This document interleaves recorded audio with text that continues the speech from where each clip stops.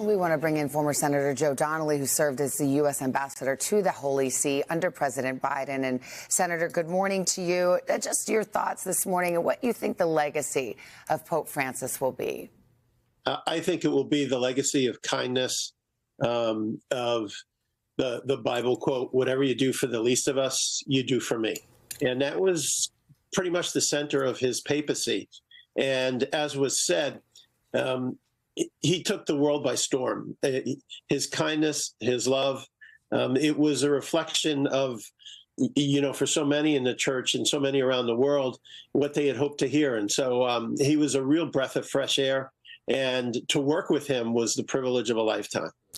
Ambassador, we've heard a fair amount so far this morning about his legacy being his attention to the least among us, if you will. You got to spend time with him in private. What was he like behind closed doors? What was the Pope like as just a regular person? He was very funny. He loved soccer. He loved Argentinian soccer. When we went to see him as I was leaving Rome to come back home, we have a little granddaughter, and he went up to her and he looked, smiled, opened his hand, and it was filled with candy, and he laughed.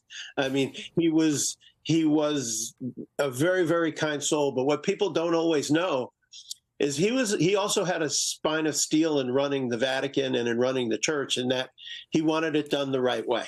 And so he tried to reflect that in every aspect of the job.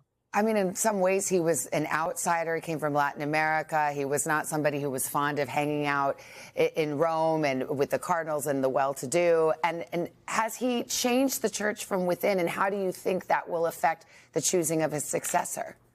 Well, the interesting thing about the choosing of his successor, having served in the U.S. Senate, the old saying is, "Tell me who votes, I'll tell you who wins."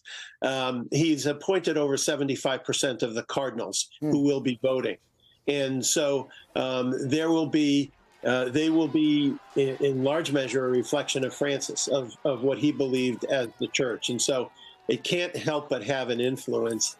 And as he ran the church, what he tried to do is to tell folks, hey, don't worry so much about the exact rule, the exact day, when you have to be here, when you have to be there, as opposed to how do we help that family come together? How do we help the church grow to all places where it has people can see it as a place of faith and kindness and hope.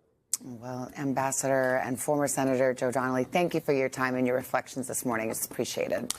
Hey, thanks for watching. And don't forget, you can catch the Today Show every morning on NBC or take Today when you're on the go. Just follow the Today podcast on Apple Podcasts, Spotify, or wherever you listen.